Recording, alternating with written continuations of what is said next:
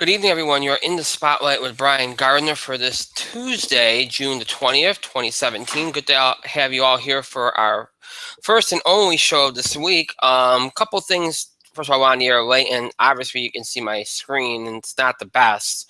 So I'll explain more about all that in just a moment. But first, as always, I want to remind you all the ways which you can interact and contribute to our show, have your voice heard by emailing us at itspotlight411@gmail.com. You can also follow us and tweet us at itspotlight411.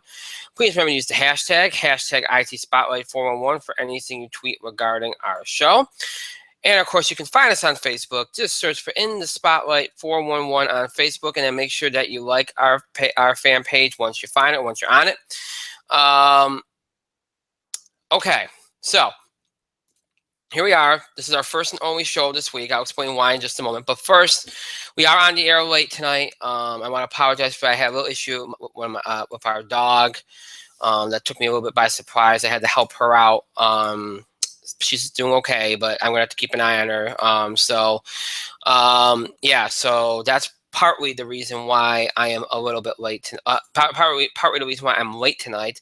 The other reason, too, is that we've had some issues here. You can see by the screen that graphically we're not doing so well tonight. I don't know what's going on. It just doesn't look good. It's not interfering with our ability to broadcast. It's just making it very...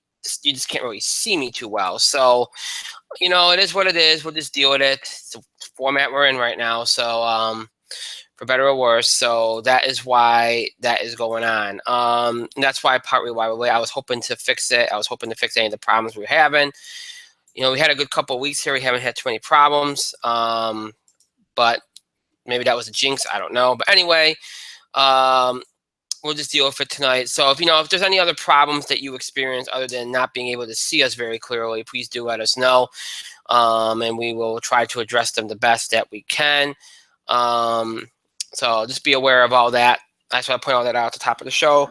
And as I mentioned, this is our first and only show of this week. Why? Because Thursday night is NBA draft night. If you've been following our show over the last 7 years, we never, ever, ever do a show opposite the NBA draft. So we will not be doing one this coming week. And that means that tonight will be our pre-draft kind of preview, our NBA draft preview. And of course, we always do a post-NBA draft analysis, which will happen next week. So, tonight that'll be the bulk of our show, to be honest. NBA draft preview.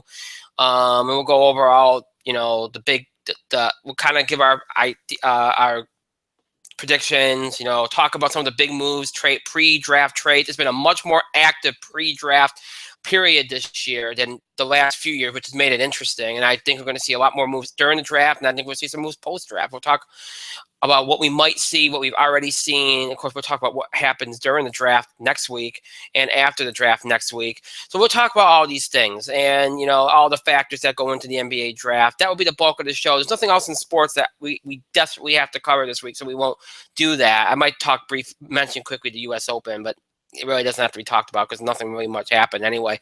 So it's just going to be NBA draft on the sports side of things. Wrestling, we got to talk about Raw, SmackDown, fallout from Money in the Bank. All of that we'll talk about. And then on the entertainment side, we're going to really quickly do some TV highlights and talk about do the box office beat really quickly. So we're going to move quick through some of these other things so that we can get to spend some time on the NBA draft tonight. So that's going to be the way of the land here tonight. That's what we're going to be doing as far as what we do on the show here tonight.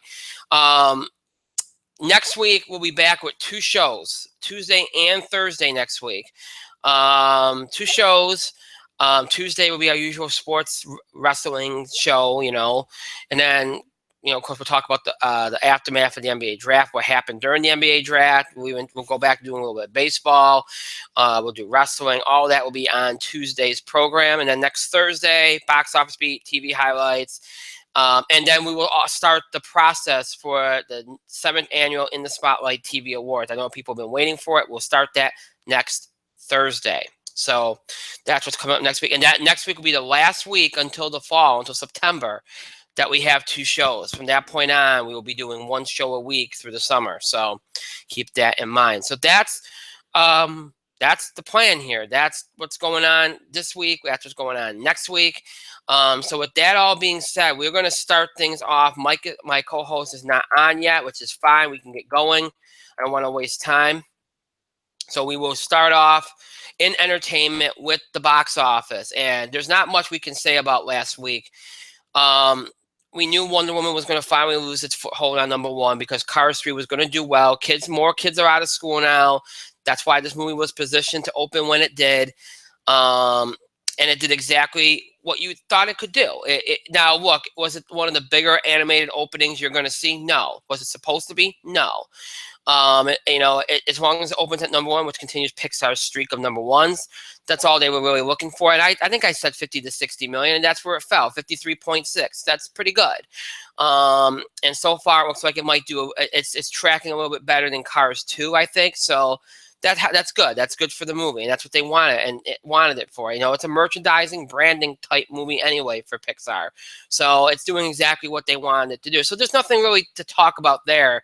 It's going to do its thing. It's going to make the money they expected it to make, or in that range, and it's all good there. Wonder Woman did very, very well, even though it lost its hold on first place. It dropped to second, but it only dropped 29.5% in its third week, which is amazing. And it made $41.2 million. It's crossed the $500 million mark.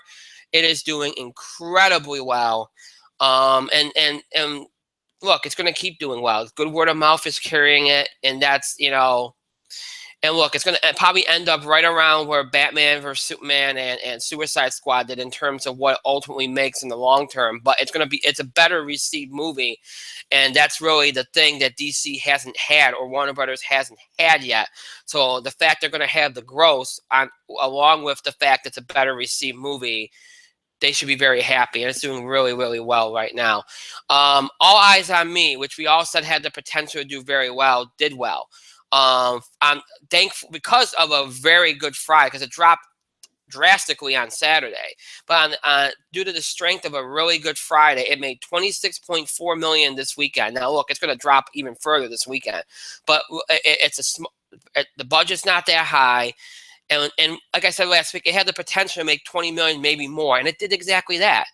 There was an interest, and it wasn't surprising to see it pull in that much. So, very good job by All Eyes on Me. Again, that was fairly expected that it could potentially do that, so nothing shocking there. The Mummy crashed, dropping from second to fourth, 14.5 million, a 54% drop off. Again, not shocking. We talked about The Mummy last week. Its worldwide total is helping. Its overseas total is helping. It's made 236.8 million overseas. It's approaching 300 million worldwide. Ultimately, Universal is going to hang its hat on that. Going to say, you know what? Yeah, it didn't do well here, but it did well over there, and that's enough. And look, they weren't going to discontinue their dark universe anyway. So, as much you can claim up it, and we've done this before with movies. Oh, it hasn't done well here. Well, it did well. It's doing well overall, and that's all that matters. So, you know what? It is what it is, and again, nothing shocking in terms of what it did. 47 Meters Down was the third of 4 big releases last weekend. It pulled in 11.2 million in its first week, pulling in fifth, which isn't too bad. I think I said it might make 8 million, so I think it did better than I expected it to. So it's the first big movie from Entertainment Studios, so good for them. It's not a bad start for them. Pirates of the Caribbean, Dead Man Tell No Tales dropped from 4th to 6th, 8.9 million, which isn't too bad, only dropping 16%. We talked about it. I'm not going to belabor the point. It's up to 652.3 million worldwide. No matter what it's done here, it's done much better overseas, $500 million overseas. If it gets to $800 million mark worldwide, they're going to be happy, and it's approaching that. So nothing really to talk about there. And going back to 47 Meters Down, that's really good for Mandy Moore, who's, I think, starting to branch out. And obviously she has This Is Us on TV, but she's trying to get into more movie roles. So that's good for her. That pulled in. It's not a great number, but 11.2 million for 47 Meters Down was not bad. Much better than I thought. And then the fourth big major release last weekend was Rough Night, and that one it had a rough weekend because it didn't pull in any, really, given the cast, Scarlett Johansson, Kate McKinnon, to pull in $8 million says a couple of things. One, it says that Wonder Woman probably hurt this movie.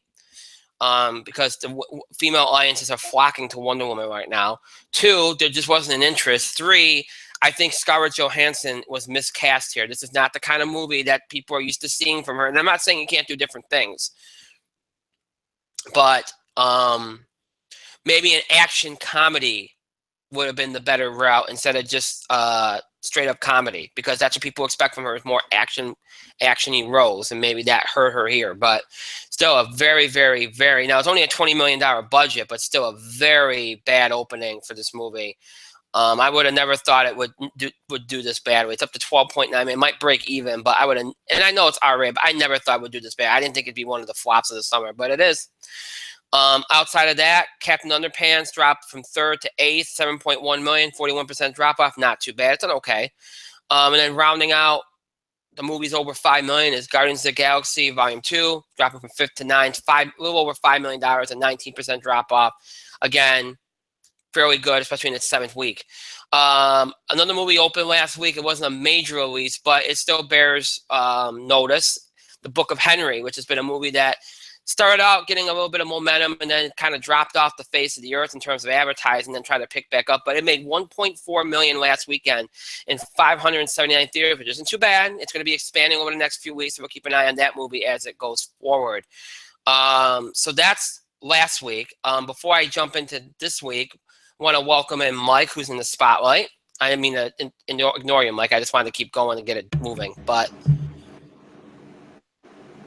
what time do we start this show usually? 9? Yeah. I think we should move it to 10. Well, we'll talk off the air about that. I'm not going to waste time talking about what I already talked about. But anyway. Sure. Anyway, so Mike is in the spotlight, and so I talked about last weekend. We're going to jump to this weekend now, really quickly. And whatever you're watching is echoing right through the speaker, Mike.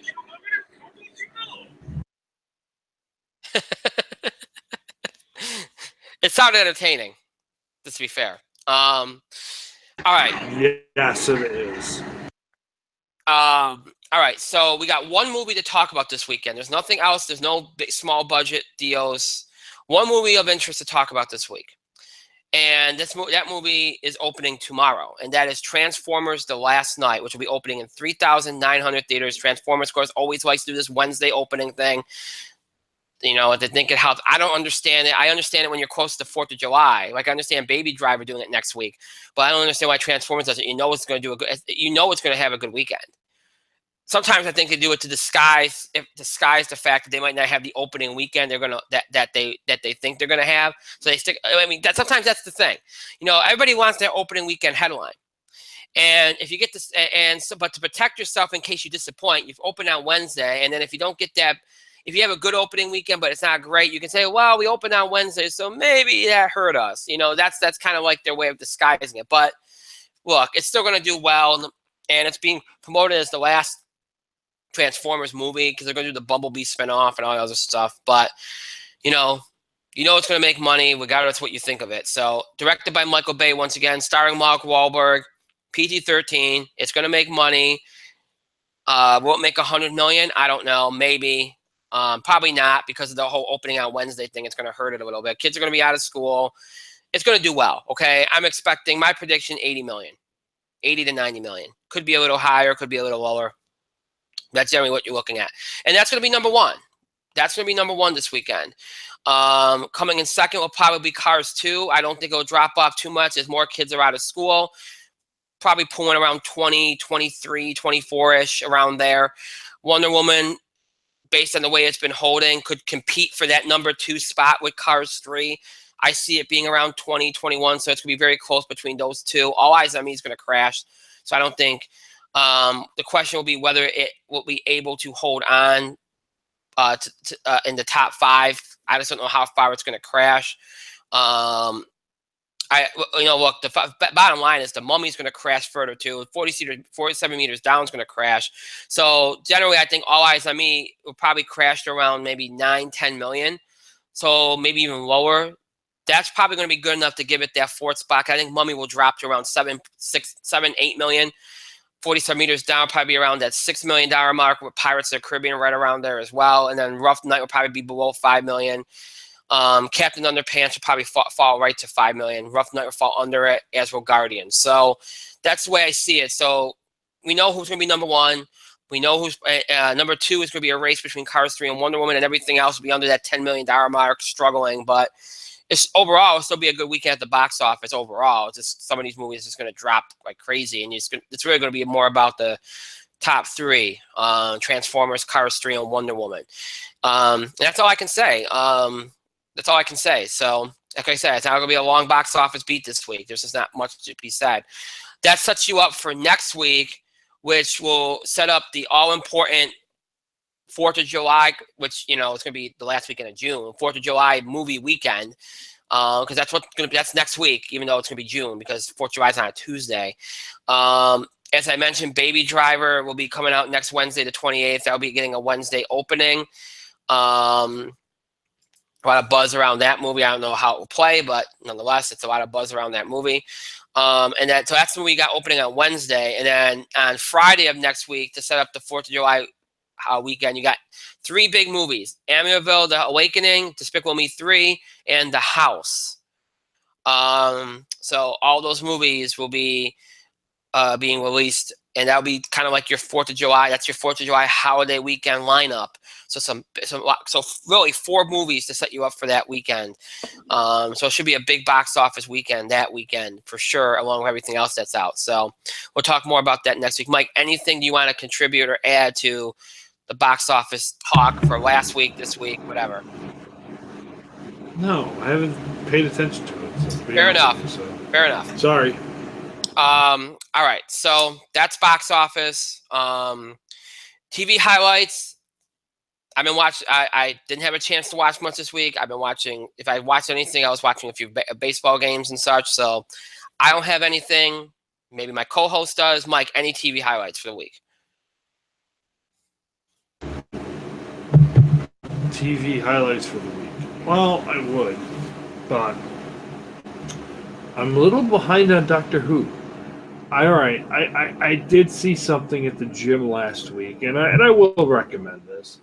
It's a show I don't catch nearly enough. It's Undercover Boss. It's a reality show where the boss goes undercover as an employee at their company. At the end, reward the good and loyal and hardworking people who just need a little bit of a break. Kind of knock the people who are, for lack of a better term, dickweeds, down a peg on national television. Now, this episode of Undercover Boss, it was celebrity Undercover Boss. Hootie himself, Darius Rucker. And it ended with Darius Rucker giving these 4 up-and-coming musicians who just who were very good, a little bit of help, a little bit extra help. It ended with him rewarding all these up-and-coming musicians and kind of giving them help. And it was I literally was the exercise bike, and I was only planning to be on that exercise bike for like 15 minutes. And I sat there and watched the rest of the episode on that bike. When I looked down, I was on that bike for like 40 minutes. Crap, Hootie got me invested. So I recommend the episode of Undercover Boss featuring Darius Rucker. It'll make you laugh. It'll make you cry. Very impressive. So I will say, Undercover Boss featuring Darius Rucker of Hootie and the Blowfish, and Darius Rucker, the country star, because he likes rocking. He likes rocking people like a wagon wheel. Rock them, Hootie. Show them how you feel. Hey. Gave you lyrics. Now, I am a week behind on Doctor Who, so I do not have anything. Okay. So yeah, I don't have anything really. Okay. Hey, that's fine. Moves us along. All right, and you know we are in that time of year. Unless there's only like a few shows that really, I mean, that really either one of us would watch in the summer anyway. So that's kind of what happens as we go through the summer. Not a lot to talk about. All right, so that's it for entertainment. That's it. Like I said, TV highlights, box FB. We're gonna be very quick, and that's all we got for that. So now we're gonna jump to wrestling. I want to save the NBA stuff for last. We're gonna jump to wrestling, and look. By now we've had Raw and Smackdown. We have Money in the Bank on Sunday. I'm going to be very quick about my Money in the Bank analysis because I think most of it sucked. From the women's match, which wasn't bad, it was a little sloppy. It wasn't bad, but the finish was awful. I don't mind Carmella winning, but for the first women's Money in the Bank match to end like that with a man climbing the ladder and taking the briefcase and dropping it down to a woman. To me, I understand they did it for heel heat, but to me, that was wrong. If that wasn't the first time you were doing that match, I could understand it. But the first time should not be like that. Just have Ellsworth help Carmella. That's all you had to do. But Kane helped Seth Rollins. That's all you had to do. To do it the way they did it, ruined the match. Now they're going to, if you watch SmackDown tonight, they did exactly what I said they were going to do. They're going to redo it. Next Tuesday on SmackDown, spoiler alert, they're going to do it. They're going to do the Money in the Bank ladder match again for the women on SmackDown. And Carmella got the briefcase taken from her by Daniel Bryan. I don't know what they were going for here. I don't know if this was never their plan. Oh, no, they presented it as now Carmella has to defend the briefcase in a second Money in the Bank match. But still, I don't know what they were doing here. I don't know if all along their plan was for this to happen, but if it was, then they're idiots. Because this to me is it's an ugly PR move. It's stupid, and it reeks of we didn't think this thing through. We thought, oh wow, look. Usually this kind of move would have been fine. All right, it creates controversy, discussion. But for that first match to be end like that, that was bad. That was bad decision making. So that match sucked. The tag match that followed, was it the tag match that followed? I think it was. Yeah. That sucked. Having that finish, following up on that first match was bad. The rest of the pay-per-view was all right. The Orton Jinder match wasn't bad. I like the angle with the legend. I like the fact that it was just look, the finish was very similar to the match they had last month, but still, I didn't mind it. I thought it came out better. I was glad that it was what it was instead of Randy's father screwing him over or something like that. I'm glad it was what it was. Made sense. It worked out. And I continued to love Jinder Mahal's entrance. And it's always fun to see Randy Orton throw the Bollywood boys around. That's pretty interesting. Anyway. Always fun. Always fun. And so you have that. The men's Money in the Bank match was a classic. Right down to teasing Styles versus Nakamura and Owen Zane. Look, if you had asked me 6 months ago, I would have said I don't have an issue with Baron Corbin winning the match. I don't. But at this point, I think that it was the wrong decision. Mike will probably tell you the same thing. The guy's not getting any reaction. Nobody cares. It's like a whole hum thing, and it has Jack Swagger written all over it. I mean, I like Baron Corbin. I see potential in Baron Corbin, but I just think that they haven't done enough to get this guy to where they need him to be to even make this work. Especially given I like the way they started the match for him taking out Nakamura. And then bringing Nakamura like that, you either had to have Nakamura win or you had to have somebody win that the crowd was going to accept, and they didn't do that. So what was a classic match, one of the better Money in the Bank matches that we've seen, because of the result, it kind of dampers it. So, you know what? Overall, not a good pay-per-view, and this sucks because that's one of my favorites. I think it is one of my favorites. But, hey, actually, it is my favorite. I think right next to WrestleMania is my favorite. So I'm kind of disappointed in it, but it is what it is. Really quickly, Raw last night. You see the ratings. The ratings were up. I don't know if the rating. I won't say the ratings were up because of quality. I think the ratings were up because they had no competition finally. The NBA's done, NHL's done. They had nobody to compete with them. So of course they were up. And now, to their credit, they did do more last night. The Roman Reigns announcement started the show, and it was good. The whole thing with Joe was good. The match was good. Braun Strowman's epic return was amazing. Okay, so you had that, and then look, they did what they did in the main event, and it's funny.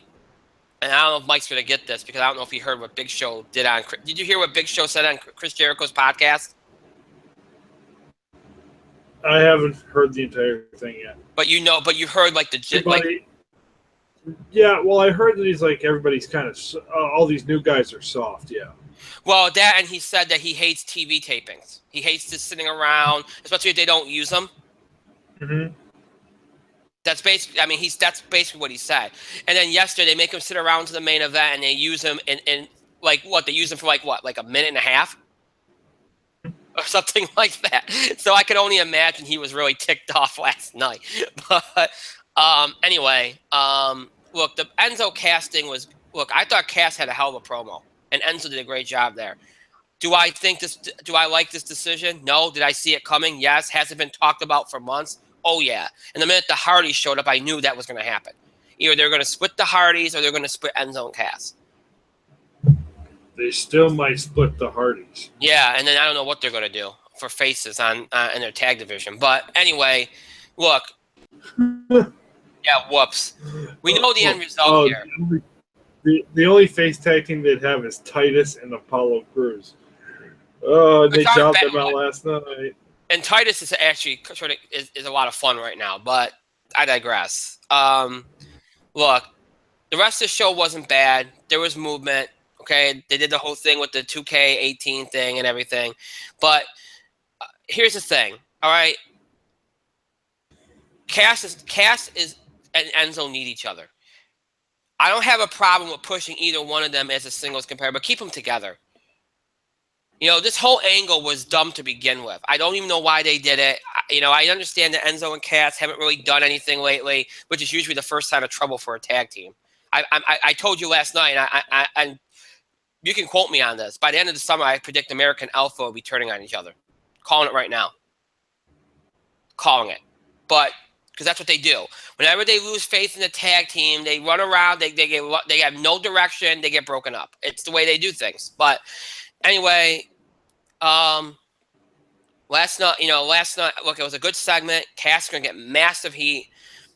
And in the end, I agree with this. Some of you have indicated this to me as well off the air. This is going to help Enzo a little bit. This is going to do more for Enzo than it's going to do for Cass. Cass is going to get heel heat, but Enzo's got the sympathetic face. People are going to want to cheer him. And Cass is going to flounder because he doesn't have the mic. Even though he had the mic skills last night, he ain't going to have the mic skills to continue that. Enzo does. And Enzo is going to stay over while Cass is going to flounder. And since Vince likes to use Enzo as a rag doll, the crowd's going to be even more behind him. So eventually, these two guys are going to get back together again. It's inevitable, and it's going to be all for a waste. And the fact that these guys, whether it was NXT or the main roster, never got a tag team championship is kind of sad. But anyway, it was an effective segment. I just wish they hadn't done it. And then tonight, didn't seem like a bad show. The Owens Open Challenge thing was fun. It's nice they used American Alpha. American Alpha exists, everybody. Yeah, and Kevin Owens did it was a good, from what I saw, it was a good match. Ziggler and Nakamura, I guess, pulled off a hell of a match again. The Daniel Bryan stuff with the women dragged out way too long. They could have just done that at the beginning of the show. I don't know why they dragged it out. The Orton Jinder thing, it looks like we're going to have one more match with Orton and Jinder,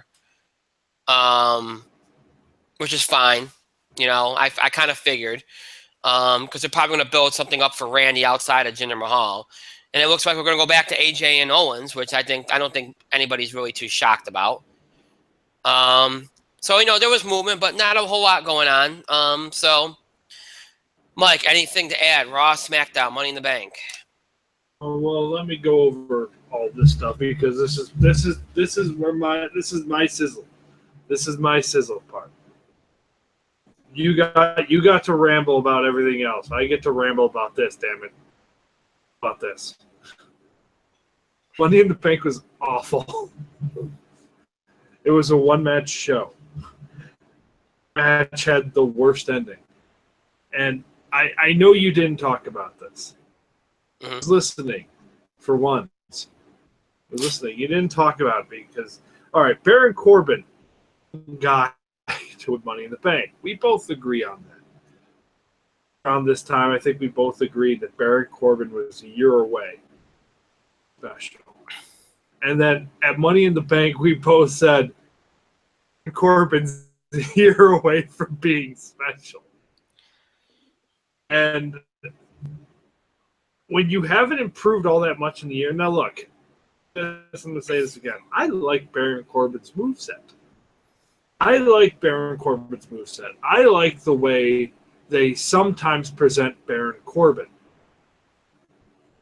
Baron Corbin is kind of, they want him to be like SmackDown's Braun Strowman monster. This anti-hero, anti-villain rebel who doesn't care. He's just in it for him. They want him to be a tall CM Punk. Am I wrong? They kind of want him to be a tall CM Punk.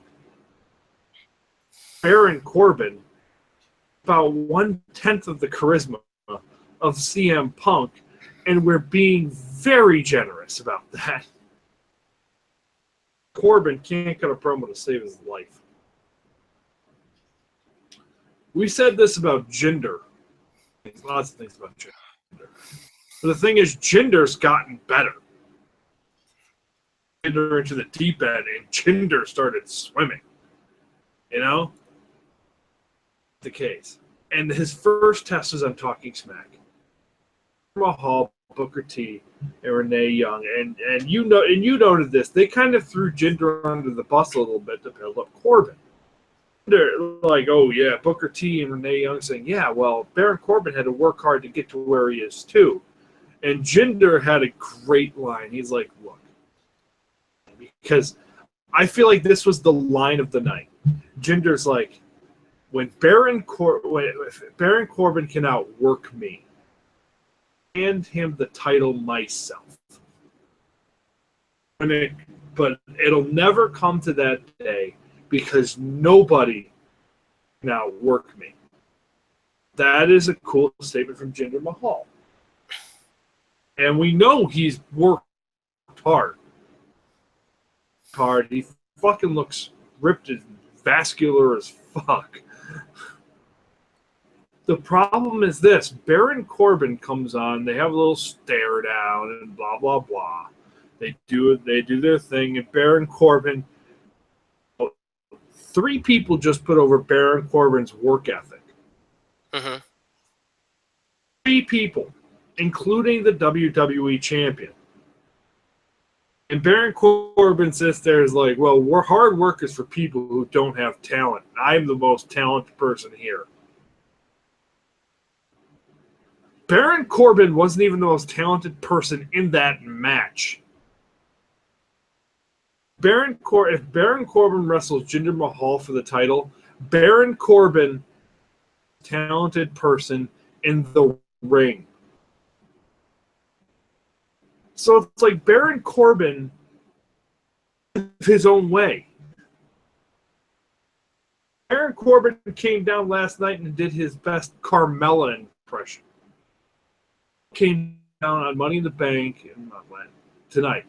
Carmella came down on Money in the Bank. She thought about cashing in, and she laughed it away. And Ellsworth, he didn't have a chin still. And then Carmella laughed away, and then she walks away like nothing happened.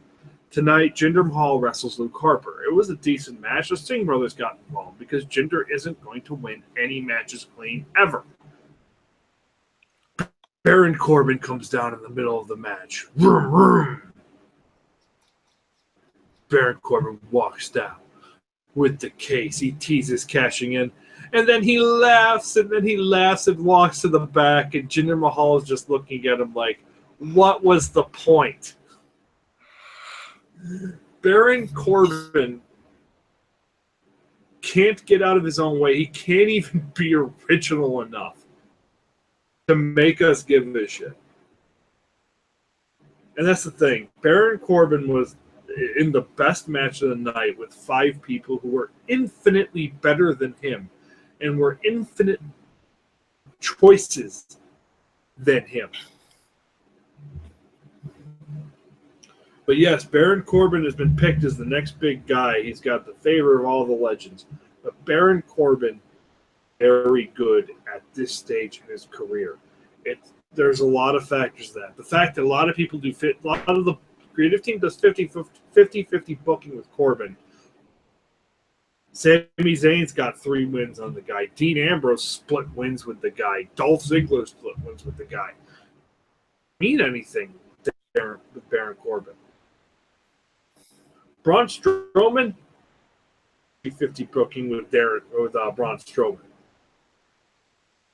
And by the way, it was night and day. Baron Corbin wins Money in the Bank. He's got the case, and people go, Braun Strowman pops out of an ambulance, and the people lose their goddamn mind. Bank was terrible. The Joe versus Roman was good. Finn is interesting. Fun stuff is great. Roman was a great thing, and Braun Strowman was the automatic highlight of the show. And I don't even want to talk about. I don't want to talk about Enzo and Cass because you were right. Those 2 guys need each other. Absolutely need each other. So that's the reason why that team gets a reaction. If it were just Cass on his own, it wouldn't do anything. Cass can talk, but Enzo's a better talker. Enzo will just bury him on the mic. Yeah. Than Cass. And there's nothing worse than a big guy who you're hyping up just gets buried on the mic. Respond. It's terrible, and that's about to happen in Big Cass. It really is. To just put them back together because soon Raw won't have any face tag teams. It's just how it is. Terrible, terrible, terrible. SmackDown tonight. I mentioned the Corbin stuff. Corbin's just a waste of time. And I said this last week. I'm saying now Nakamura should be going over everybody. And he shouldn't be in competitive matches with Dolph Ziggler. He had a great match with Ziggler. That match should have gone 10 minutes and finished with a Kinshasa and with Nakamura barely getting touched. Be going over everybody right now. And the fact that he is, but it's competitive, is not good. It's almost like giving him 50-50 booking. And the AJ Styles, Chad Gable, Kevin Owens stuff, I read it. It looks hilarious. That looks like the best segment of the night. Luke Harper wrestling Jinder Mahal. Heard it was okay. Corbin sticking his nose in that business. Up, people go crazy. Randy Orton RKO's people.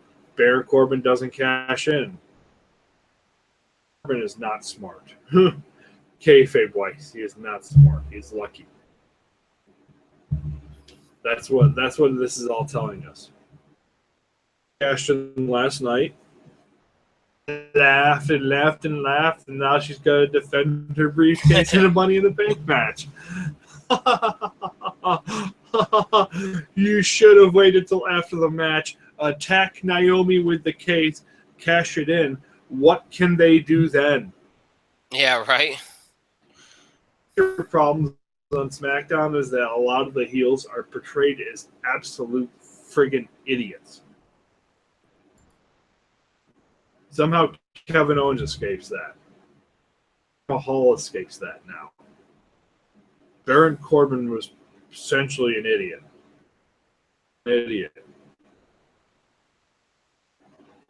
Mojo Rawley is an idiot. He's not a heel, but he gets booed. I don't know what to say. WWE TV was rough.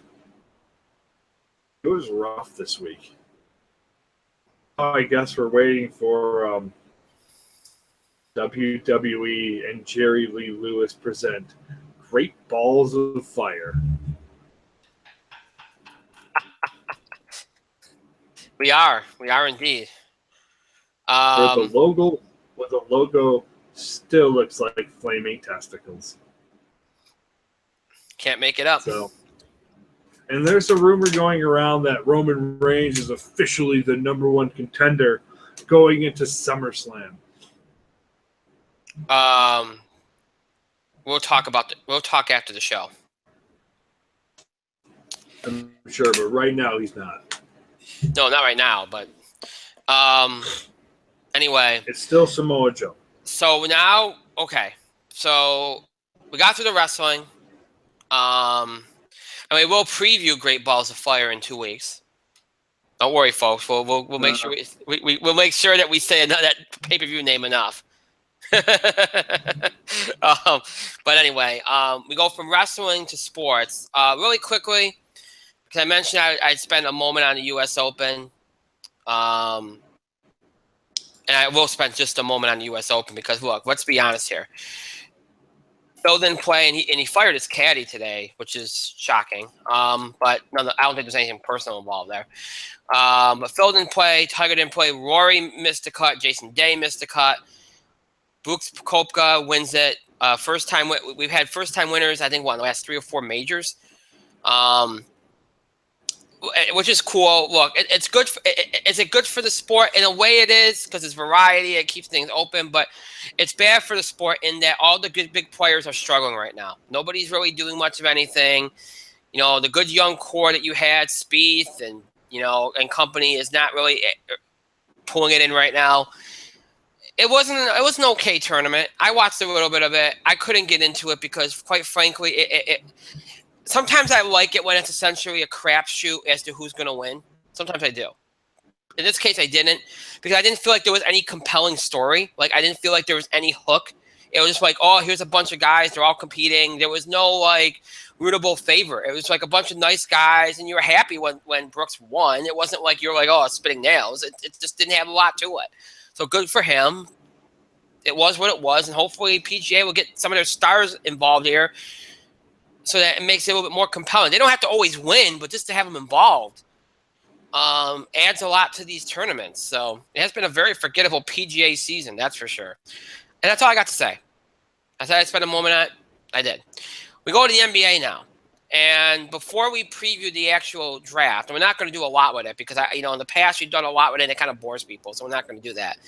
But we're going to do what we have to do. I want to talk because Mike will tell you this. The last few years it's been kind of boring before the draft, and it's been boring during the draft. We got spoiled. We were actively watching the NBA drafts when Portland would go crazy making trades left and right. Mike remembers those days.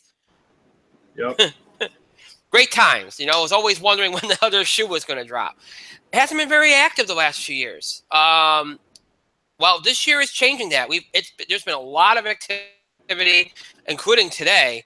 Let's first talk about the move that the Celtics and the Sixers made, in which they swapped picks. The Sixers will now be picking first. The Celtics will be picking third. The Celtics, we told you they might do this. They felt like the player they want will still be there at 3.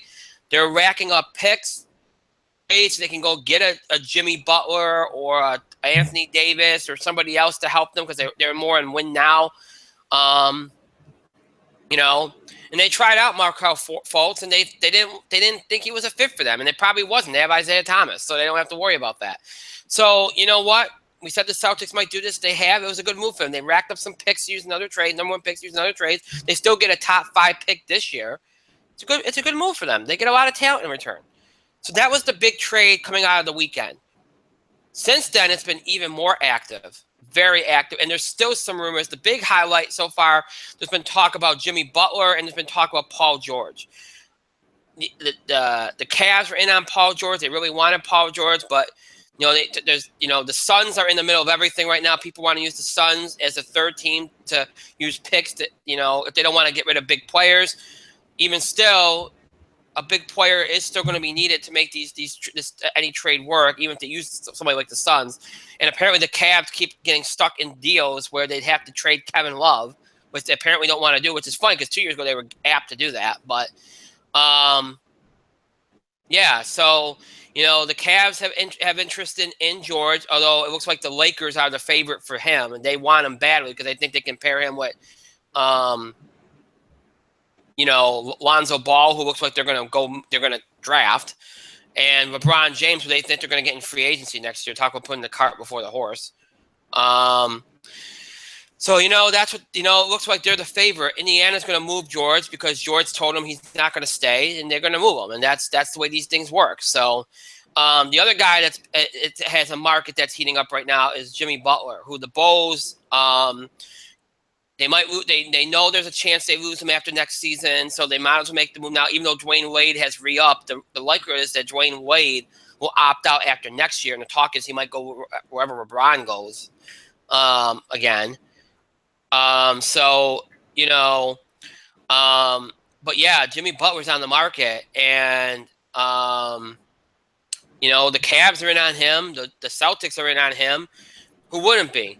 Now, over an hour ago, it was reported that the trade talks for both Jimmy Butler and Paul George have slowed down, but I do expect at least one of them to move before Thursday, and the other one will probably move after Thursday, to be honest. I don't think both of them will get moved. So we'll see what those two do. They're going to be key cogs to this whole thing in terms of if any draft picks get moved and whatnot. The Lakers and the Nets made a move today. D'Angelo Russell, who was said to be a big part of their plans, the Lakers, they've moved him. They've traded him and Timothy Mozgov to the Nets for Brooke Lopez and the 27th pick, which is a pretty shocking move. First of all, Brooke Lopez has done very well with the Nets. Now, this is for the Lakers. They're doing this to clear space. I'm really shocked they gave up on D'Angelo Russell. They like D'Angelo Russell. They went and got Mozgov to help him as a guy off the bench, not a guy, as a guy in the post.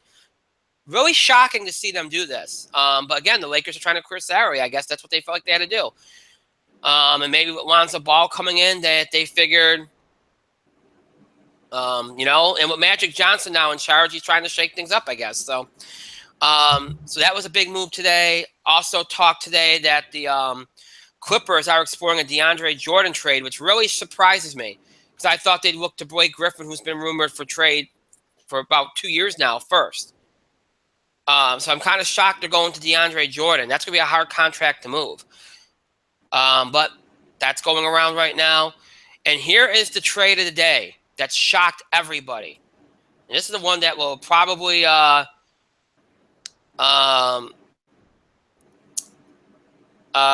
get Mike's interest. The Atlanta Hawks have traded Dwight Howard to the Hornets. Yeah, I saw that. Now, look, let's talk about this for a second. Dwight Howard, I get a kick out of this, and this is poetic justice for me, okay? Because we were once fans of Dwight Howard, and we all know we've talked about it over the years. He kind of fell on hard times, PR-wise and everything. Here's the thing that I think is funny. Dwight had a good year last year, and he was happy, and he was starting. What you say, Mike? He did. He was almost back to form. Not really, but yeah, he was not bad.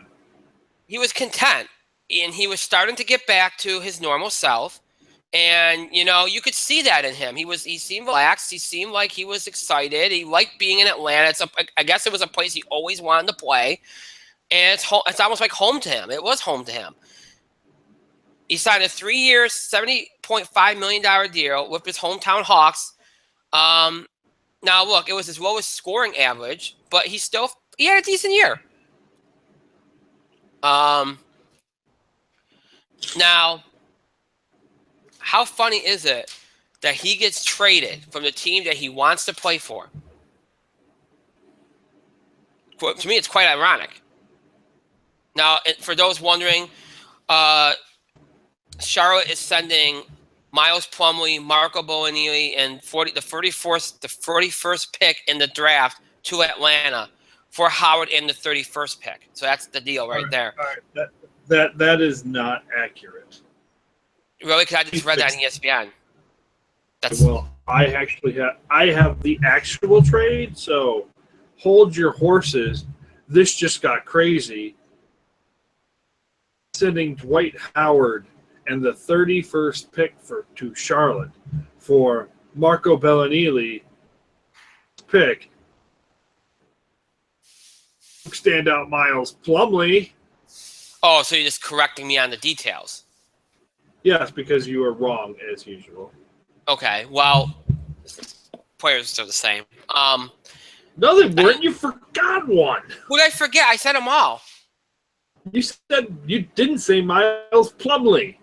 Yeah, I did. I said the first name I said was Miles Plumlee. I'm looking right at the name. I did. Justin just said I did. What happened was Google Hangouts freaking shit the bed, and you didn't hear it. So stop. I said it. No, and that's not true. That wasn't Justin. That was a mirage from Canada. Oh, Jesus. Don't even think Justin's there. I'm pretty sure he sent a Canadian hobo there to pretend to be him. Oh my God. Anyway, the deal is okay. That's the deal. So, look, is it a good deal? I don't know. Look, the Hawks have probably given up on winning now. Their window is closed. They're trying to rack up. They're trying to change the culture, trying to change things up a little bit. I don't know about this move for the Hornets. I don't know what's going to mean for Dwight Howard. I don't know what they're going to do here. I don't know if I don't know what's going to happen here with Dwight Howard. But for the well, let me say this. Apparently, there are people saying that Dwight to the Hornets isn't that bad. He's going to be reunited with Steve Clifford from his old Magic days. Maybe. Some good things. Although people are also predicting that Michael Jordan is going to be having to be restrained from telling Dwight Howard how trash his post moves are. And by the way, this is a nice bit of happenstance, maybe a bit of coincidence, but Dwight Howard was traded to the Hornets about a week or two after he said he was going to add threes to his game this summer.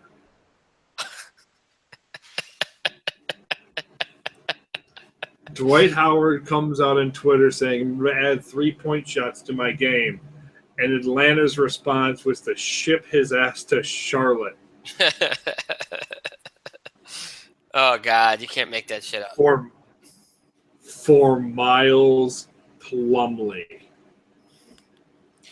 Oh, how the mighty have fallen.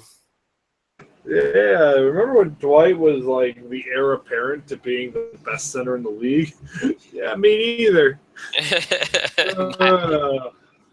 Anyway, we'll see what happens. I mean, look, Charlotte is still close to home for him. I mean, it might still work. I don't know, but they're not. I mean, Charlotte did make the playoffs last year. I mean, maybe it'll work out, but still a surprise. Couple other things that might play into things here. Paul Gasol declined his option with the Spurs. There's still a chance he'll sign with the Spurs. It's just apparently a big thing is for it's one of those things like Durant's doing. Durant's opting out to help them save money so they can try to keep Andre Iguodala. Gasol's doing this so that they can try to do some things in free agency and whatever. Now unlike with Durant, where he's probably going to go back to Golden State, Gasol is not ruling out going elsewhere. But, it's very likely he stays with the Spurs. But we'll see if that impacts the Spurs and what they do. They might not go crazy in the draft this year or bother with too much of the draft. They might stash in cash or whatever they do because they might be more interested in free agency this year. They don't usually do it, but they might this year. So those are some of the big moves going on. Obviously, the big moves might revolve around Paul George and Jimmy Butler. I don't expect Carmelo to be moved anytime soon, so that won't be an issue. So George and Butler, the trades that could happen that could further shake up this draft. I don't see anything else happening during or before it that we know of. Afterwards, look, there could be other moves. Carmelo could go. If Butler or George don't go, they'll probably go after the draft. Porzingis, who the Knicks are listening to offers on, which is shocking. He's only 21 years old.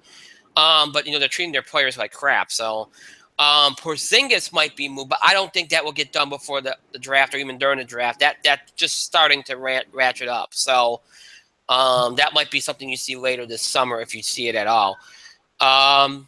So yeah, so that's some of the moves. Again, I don't expect that you might see either now, during, or after the draft as far as trades go. There's always things you don't know, like the Dwight Howard thing. So keep all that in mind. All right. So those are the trades that could happen, that might happen, that already happened. What about the players that are in the draft? As I said, it looks like Markelle Fultz will be the #1 pick. He tried the Celtics didn't like what they saw. That's why they moved out of the first spot. Whoever the player they like, they say is still going to be at 3. Some people think it could be Josh Jackson. That's the player that everybody's salivating over, even though he's not going first, which makes me laugh. But to me, Josh Jackson is, as far as the top 5 players in this draft go, Josh Jackson's the one that has the most potential, in my mind. And I said that when he was at Kansas last year. To me, he has the makings of a tremendous player. He's the only guy in this draft that I think could be a true star. For me, Markelle Fultz, I think could be a good scorer, but I don't think he'll make that much of an impact. So he's going to go first. The Sixers are going to take him probably. And that's typical Sixers. He's all flash and no substance. That's typical. But anyway, he'll go first. Lonzo Ball will go second to the Lakers. That one's a given. The question is, who do the Celtics take? Jackson or Tatum at 3? I think it could be either one. I'm leaning towards Tatum because that seems like the player they're more interested in. But if I were them, I'd take Josh Jackson because I think you can get more out of Josh Jackson in the long term and in the short term. That's what I would take. But I think they're going to take Josh Jackson at 3. And whatever one don't go at 3 is going to go at 4 because the Suns are going to take them. Outside of that, I think De'Aaron Fox will go to the Kings. And you got the Magic at 6. And I quite frankly, I don't know what the Magic are going to do. I think Malik Monk is going to go to the Knicks at 8. That seems, unless the Magic or the Timberwolves shock you. They seem to be the most interested in Malik Monk. I think they're going to go get Malik Monk. When you look at the rest of these players, Jonathan Isaac of Florida State, who I don't really like, but Dennis Smith of NC State, who I think is actually not a bad scorer. Zach Collins of Gonzaga. And Zach Collins is a guy that needs to go to a team that actually wants to play defense. Zach Collins, Mike will probably agree with me on this. Zach Collins is the kind of guy that it will fit like a Spurs or a Spurs or the Pacers. He's a resourceful player. He's not going to overwhelm you. He's not really a star. He just goes out, does his job, plays good two-way basketball. He's a center. He's a fit for the Pacers and for the Spurs. He's that type of player, that Yeoman's like player. Harry Giles, Harry Giles is at 12. If Harry Giles goes in the top 15, something's wrong. Guy was hurt last year. He didn't really show anything last year. I really don't, I'm going to compare him to a Syracuse player, Chris McCulloch. He gave you about the same amount of experience as Chris McCulloch. Chris McCulloch went late first round. That's probably where I would take Harry Giles. Him going before some of these other players is ridiculous. So if we look at the teams in this, and I'm just looking at the first round. If you look at the teams, okay, the Celtics are in good position here. If they take Josh Jackson, I think they win this draft easily because that's a hell of a get for a team that's a playoff team now. And an elite playoff team, mind you. If you look at the teams that I think are positioned to have good, the Warriors are 13. That's not the Warriors, it's the Nuggets. I'm sorry. I got the logos confused for some reason. That's bad. If you look at these teams in the first round, the Pacers need to have a really good draft because they're going to lose Paul George. The Bulls need to have a really good draft because they're going to lose Jimmy Butler. Portland's got a couple of top picks, so they got a chance here to reload a little bit. Dallas has a top 10 pick. They need to pick a good player. Dallas needs to get something going in the right direction. They need to pick an impact player. Oklahoma City desperately needs another scorer. Doesn't mean they're going to get the ball from Russell Westbrook, but they need a scorer. The Spurs are the 29th pick. I don't know what they're going to do with it, but if I were them, and you have the potential to lose Paul Gasol here, they got to get another post player, even if it's just a bench player. That's what they got to get. So as far as the first round, that's kind of some insight into that. As far as the teams go, as far as the players go, I told you I like Josh Jackson. He's the best player in the draft. Lonzo Ball is going to be a star, but there's too much baggage there. It's kind of ruining him for me. I think Tatum will be good, but he needs a couple years. But that you can say that about a lot of guys. But Tatum's improved a lot. Outside of that, I think Donovan Mitchell from Louisville.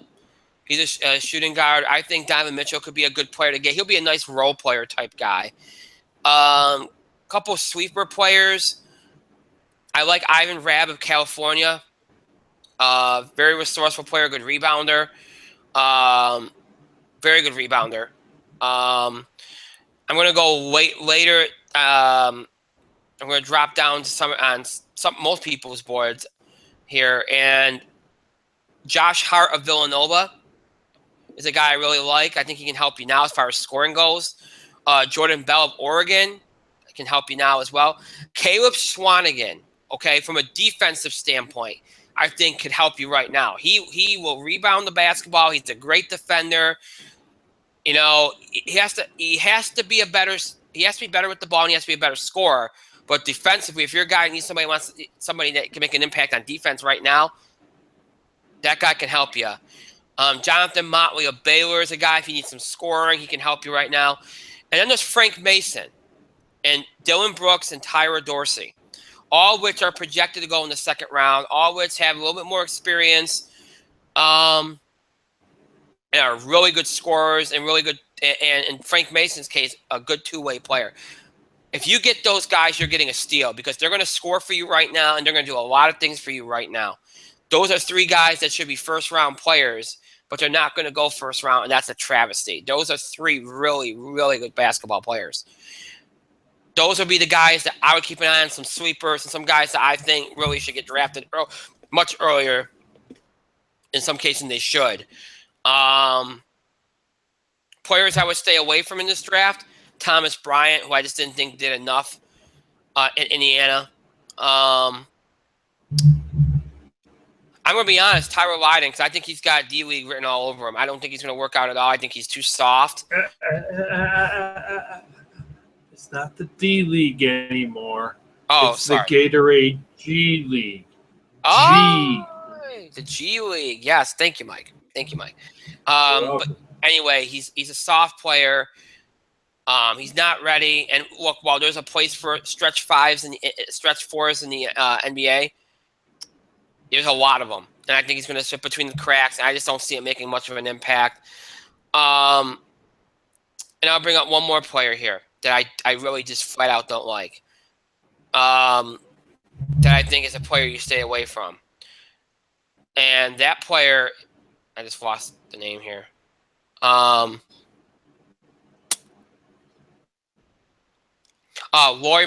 Markkanen from Arizona. Again, I just slip between the cracks. I just don't see him making much of an impact. Again, there'll be some overseas players drafted. We'll see how many are capped, how many come here now. That's always the case. But, all right, Mike, your thoughts. I don't have many thoughts right now. I'm going to wait for the draft. I'm going to wait for the draft because, honestly, I feel like this draft class is fairly weak. I've been saying that about every draft class for like the last couple of years. There's really no must-take players. What is that? The Marshall Falk or whatever his name is? Played for the St. Louis Rams. Who's this guy that everybody wants to take? Not everybody. Who's going to be one?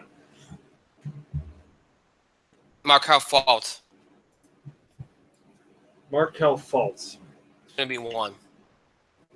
Yeah, more than likely. The one that, yeah, more than likely he's going to be the number one player. And honestly, the Celtics didn't need him. Guy, I don't know if you heard of him. Season of his life this year, and his name is Isaiah Thomas. Mm-hmm. Isaiah Thomas, basketball player now. Why would you take Fultz, who might be a good basketball player? Right. He's all flash and no substance. So he's ready for the 76ers. Ball. I will say this about Lonzo Ball. Oh, Lonzo Ball can play. Oh, yeah. Yes, he comes with that baggage. But I appreciate the fact to play it up and essentially laugh at it, make fun of it, and throw shade, as the teenagers are saying, for a Foot Locker ad. Like he was essentially throwing his dad under the bus on a Father's Day Foot Locker ad. Well worth it. I highly recommend you watch it if you haven't seen it. It shows that the kid has personality. The kid, can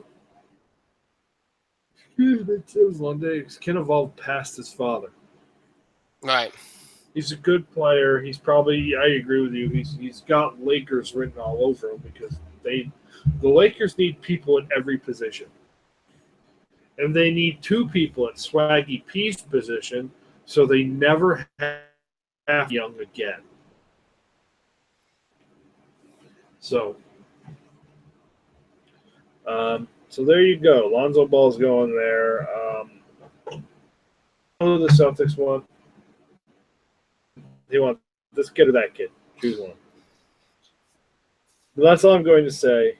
I'm looking forward to seeing where the chips fall on Thursday. I don't have a lot of high hopes. Draft. I don't like this draft. I'm not a big fan of this draft. Well, I will say this much: this draft is at least creating some drama before it,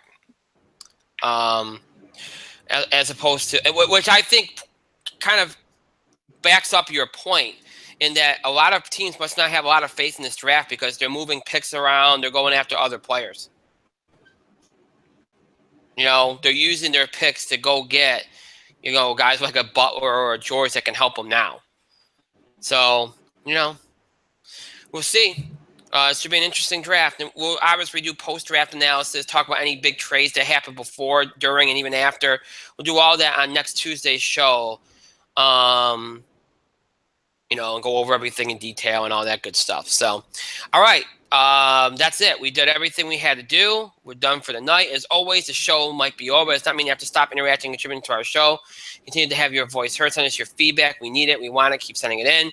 Topic ideas or breaking news items related to sports, entertainment, or wrestling that you want us to cover. Questions about the show and the scheduling of the show. Reactions, comments, opinions on things we talked about on the show. Any of those things you can do by email, Facebook, and Twitter. You can email us at itspotlight411@gmail.com. You can also follow us and tweet us at itspotlight411. Please remember to use the hashtag itspotlight411 for anything you tweet regarding our show. And, of course, you can find us on Facebook. To search for In the Spotlight 411 on Facebook and make sure that you like our fan page once you on it. We encourage you to follow us on Facebook and Twitter for the latest information about the show, especially when it comes to scheduling. Obviously, last-minute postponements of the race can happen. So you want to make sure you follow us on Facebook and Twitter to get that information so that you know what's going on. We also post random things on Facebook and Twitter as well. So make sure you follow us on Facebook and Twitter. Search for In the Spotlight 411 and make sure that you follow us so you can have access to all of that and more. If you'd like to keep up with the show and look back at classic episodes, you can do that in two ways, one of which is streaming us anytime you want on Google Plus and YouTube. Just search In the Spotlight 411 on those sites.